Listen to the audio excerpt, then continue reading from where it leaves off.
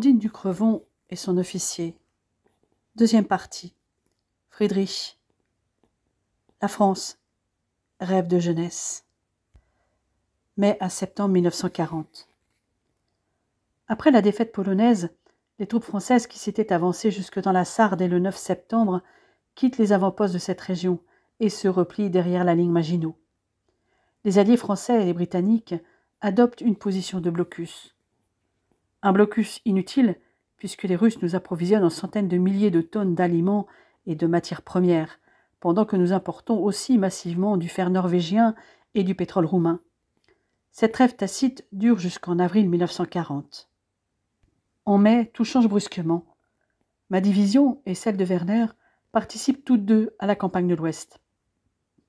La mienne marche vers la Meuse et le canal Albert et poursuit l'ennemi via la Dendre et l'Escaut jusqu'à Dunkerque. La sienne, sous le commandement de Rommel, franchit la frontière belge et passe par les Ardennes, passant sur la Meuse à Dinant avant de rejoindre la Sambre. Mon frère combat dans la région de Cambrai, puis à Arras, où sa division subit de lourdes pertes, et ensuite dans la région au nord-ouest de Lille, avant un peu de repos. Le 30 mai, ma division est devant Bergues, que nous prenons d'assaut 2 jours plus tard, grâce à l'appui des Stukas, face à l'infanterie française, soutenue par quelques chars qui protègent le repli des Britanniques vers Dunkerque. Quand les derniers Britanniques ont embarqué, le 3 juin à 4 heures, les Français lancent une contre-attaque vers nous, avec quelques bataillons et chars en direction de la Galge Hoek, pour finalement arrêter. À 11 heures, nous les repoussons vers le canal d'Emwer, puis vers le canal de Furnes en fin d'après-midi. Le 4 juin, des milliers de soldats français parviennent encore à embarquer. Mais vers 4 heures, le dernier navire, le HMS Chicari, avec plus de 400 Français à bord, quitte Dunkerque, et un autre est coulé pour bloquer le port. Il n'y aura plus d'embarquement. Un peu avant 8 heures, nous entrons dans Dunkerque. Notre avancée se fait ensuite à marche forcée. Nous avons parfois du mal à suivre la cadence imposée par les panzers.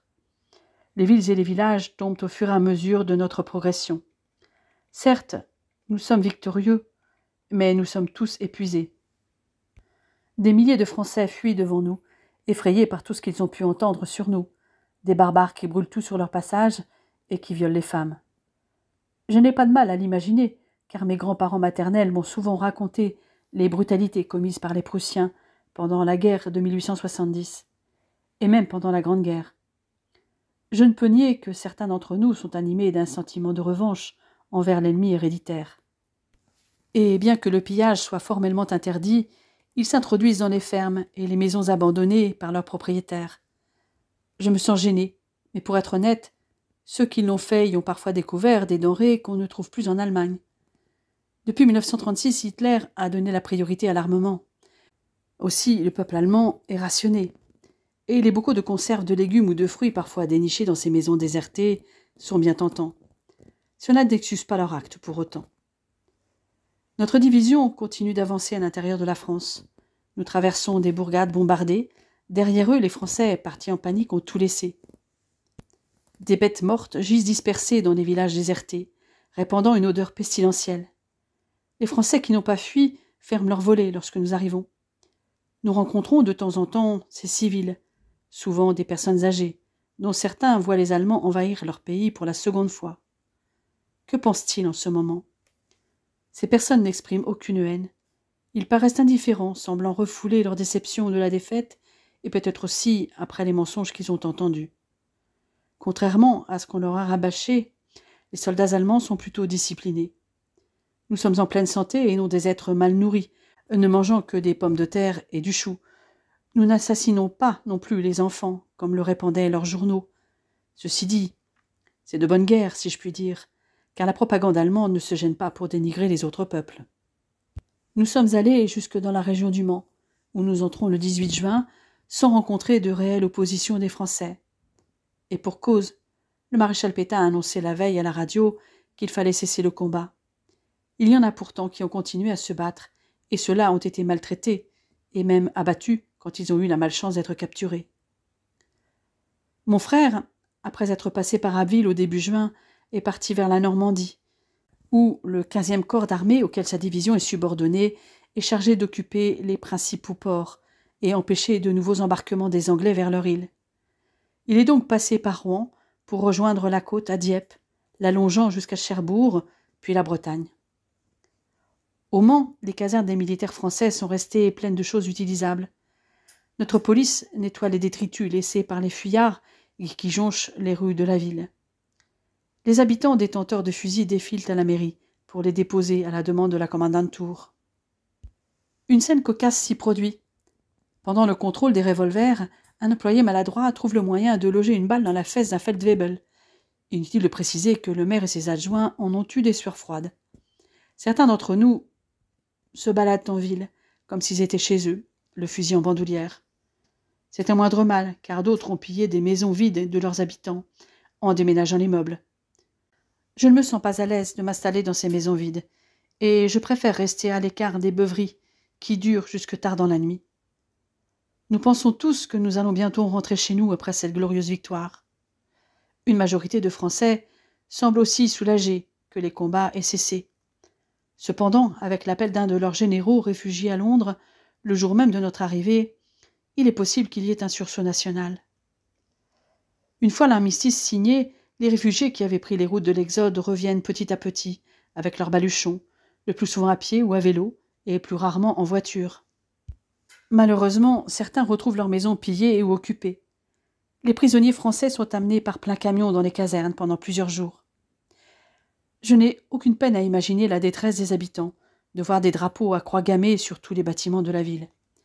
À leur place, je serais tout aussi affligé. La France est désormais un pays occupé.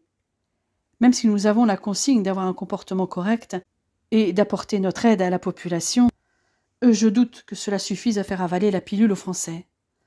Rien que l'établissement de la ligne de démarcation amène une preuve irréfutable que nos dirigeants ont bien l'intention de se servir dans les richesses de la France, puisque, bizarrement, toutes les industries sont dans la zone occupée.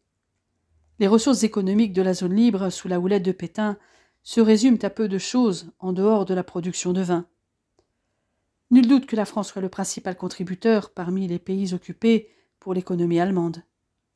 Et j'ai bien peur que le Reich ne l'utilise pas seulement pour le pillage de ses biens. Les nazis vont réprimer et certainement aussi imposer leur politique de haine, comme ils l'ont fait en Pologne. J'ai entendu dire que Hitler a demandé que les œuvres d'art de l'État français soient mises en sûreté, que ces documents historiques soient protégés. Il doit se tramer aussi quelque chose de ce côté. Werner venait de traverser la Loire à Ancenis lorsque l'armistice a été signé. Sa division s'est ensuite déplacée jusqu'à Bordeaux pour sécuriser la ligne de démarcation avant de remonter vers Chartres. Il est resté au nord-est de cette ville jusqu'au 24 juillet. Nous n'étions pas très loin l'un de l'autre, mais nous n'avons pas eu l'occasion de nous voir. Jusqu'en septembre, je demeure dans une école transformée en logement pour les troupes d'occupation. D'autres sont dans des casernes. Les maisons des particuliers sont généralement réquisitionnées pour les officiers. Bien que je sois monté en grade pendant ces 2 campagnes successives, je suis devenu Unterfeldwebel en Pologne, Feldwebel en Belgique et Oberfeldwebel récemment. Je n'ai pas cet honneur, et je suis très bien là où je suis. Les habitants que je croise sont très dignes.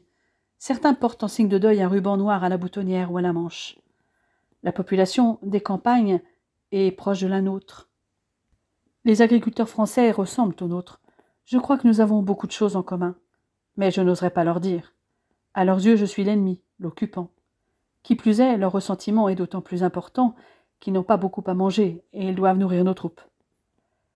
L'attitude des Français à notre égard est très variable, comme la nôtre. Il y a ceux qui nous détestent, et que je vois bien prêts à combattre si l'occasion se présente, ceux qui nous évitent, ceux qui s'accommodent sans faire de vagues, et aussi ceux qui nous apprécient parce qu'ils adhèrent aux idées nationales-socialistes ou parce qu'ils espèrent y gagner quelque chose. Comme il y a différentes typologies d'occupés, il y en a tout autant parmi nous, les occupants, les haineux qui détestent la France depuis 14-18 et veulent prendre leur revanche depuis le traité de Versailles, ceux qui l'aiment mais qui veulent la garder sous la botte nazie car ils sont imprégnés de culture pangermaniste, les francophiles qui aiment réellement la culture française comme moi, les indifférents qui espèrent occuper le pays quelque temps pour rentrer le plus vite possible. 14 au 30 septembre 1940. Le 14 septembre, c'est le grand départ pour Paris. Paris, qui n'a pas subi de destruction, puisqu'elle a été déclarée ville ouverte. Depuis le temps que je voulais découvrir cette ville magnifique, beaucoup d'entre nous font du tourisme et sont aussi saisis d'une fringale d'achat pour eux et pour leur famille. Moi, je fais partie des touristes. Je veux voir le maximum de choses. Montmartre, la Tour Eiffel et surtout Notre-Dame sur son île de la Cité. Et je flâne sur les quais, cherchant mon bonheur chez les bouquinistes, mais aussi les cafés, les cabarets. Les regards, tantôt fuyants, tantôt méprisants, sur mon uniforme, ne vont pas m'empêcher de jouir de mon séjour dans cette ville. Malgré cela, c'est une merveilleuse sensation de la découvrir.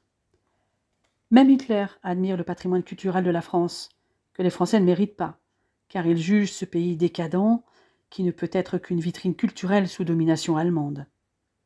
Les autorités allemandes organisent donc systématiquement des visites culturelles pour les permissionnaires. Versailles, le Louvre, l'Arc de Triomphe. Lorsque nous visitons ce dernier, ou simplement lorsque nous passons devant, nous sommes tenus de rendre les honneurs au tombeau du soldat inconnu. Je pense que c'est une bonne chose. Mais ce n'est pas pour autant que nous allons nous attirer la sympathie des habitants.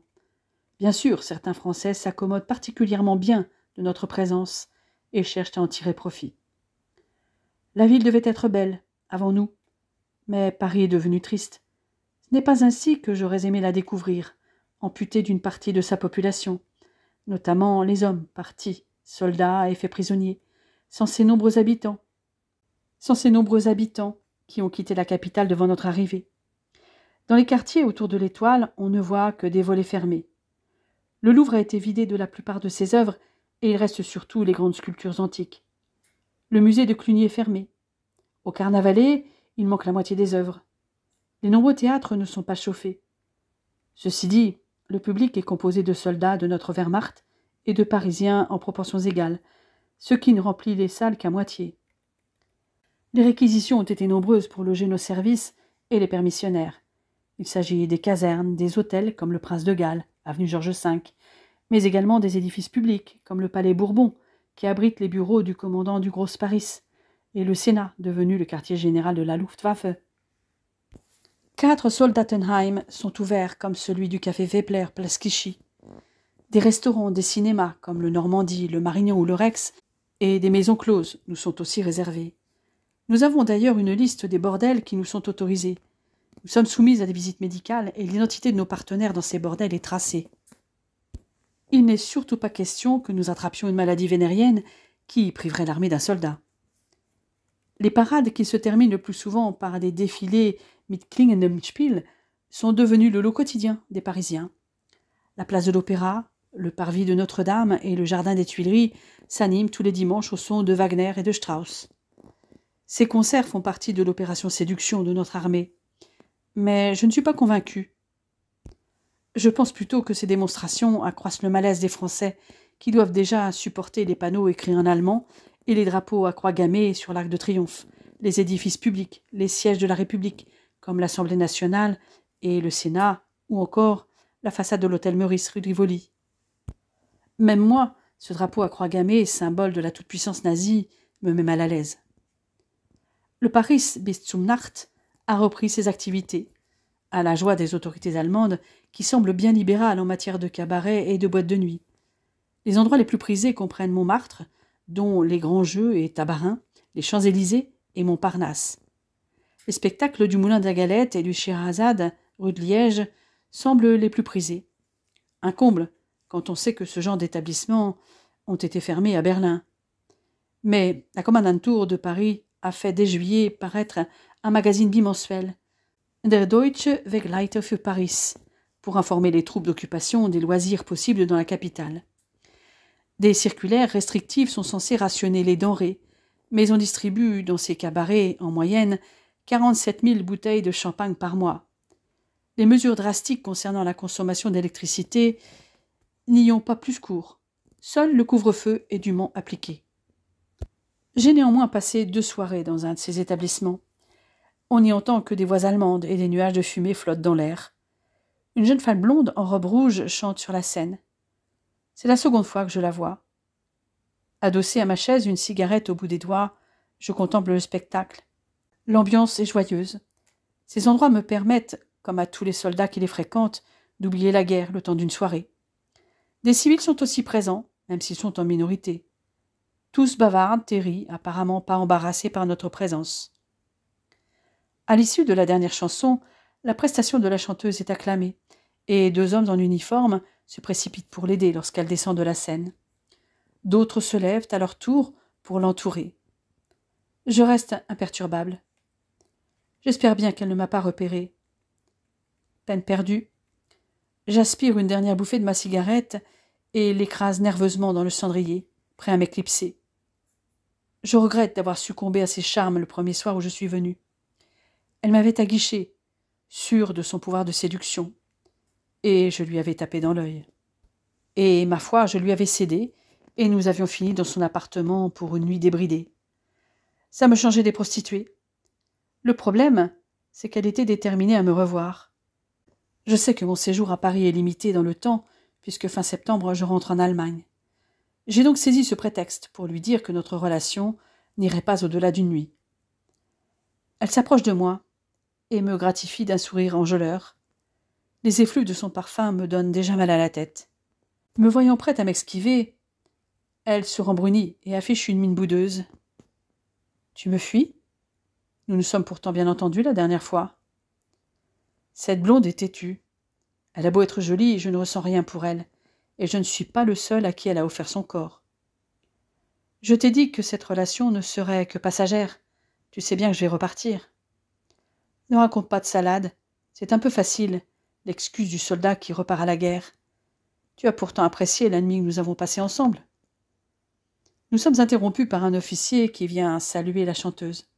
S'il pouvait m'en débarrasser. Mais il se contente de la féliciter et de lui faire un baise-main. Elle revient donc vers moi. « Tu es si mystérieux, me dit-elle d'un ton câlin.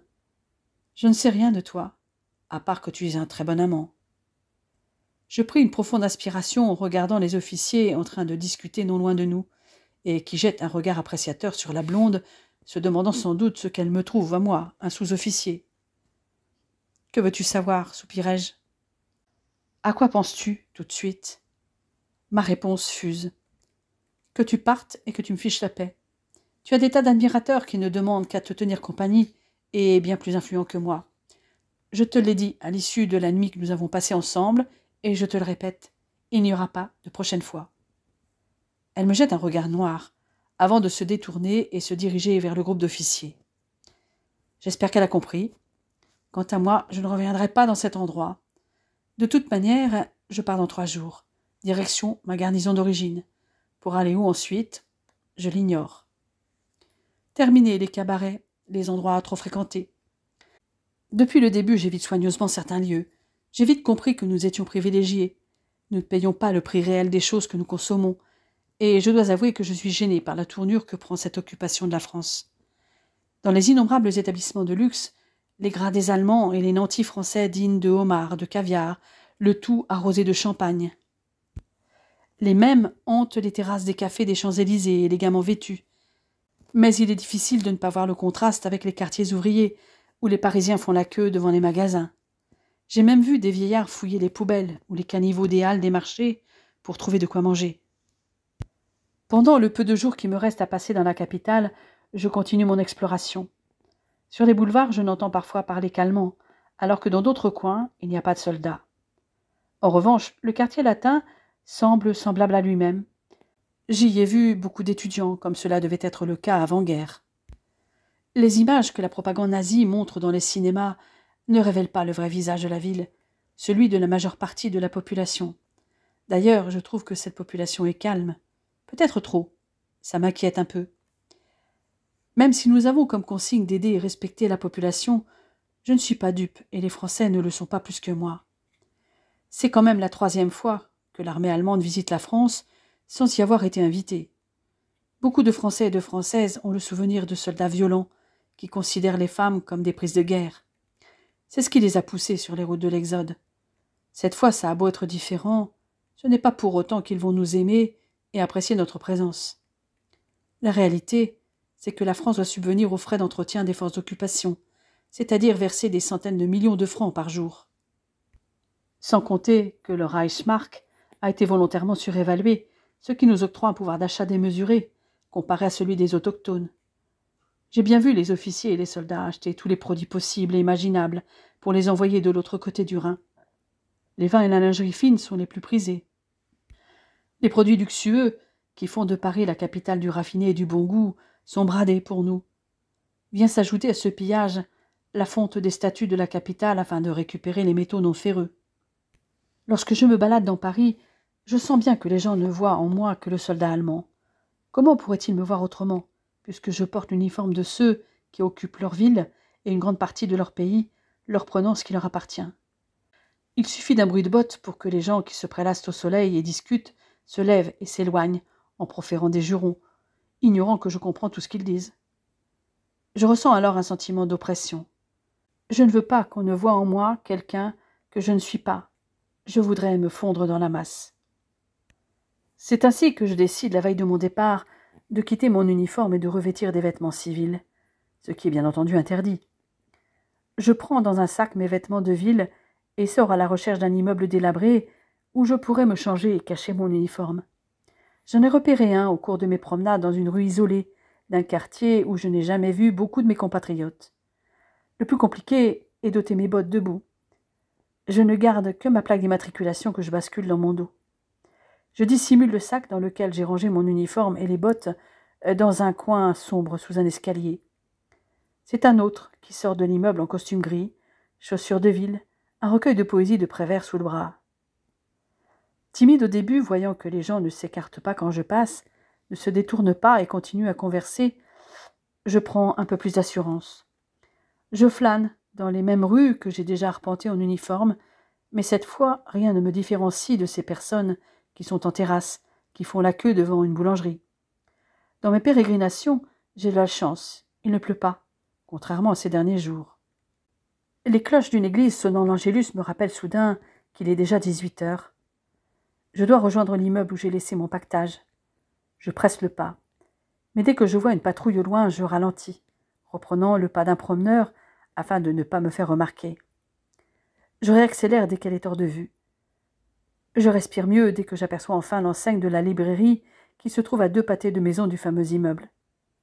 Je retrouve à tâtons mon sac. Le changement de vêtements est plus facile dans ce sens-là. Dehors, les talons cloutés de mes bottes résonnent de nouveau sur les pavés. Devant la caserne qui nous héberge, 2 gradés sont en train de discuter. Je les salue. Mon escapade m'a donné quelques soirs froides à certains moments, mais je ne regrette rien. Personne n'a remarqué mon entorse aux règles.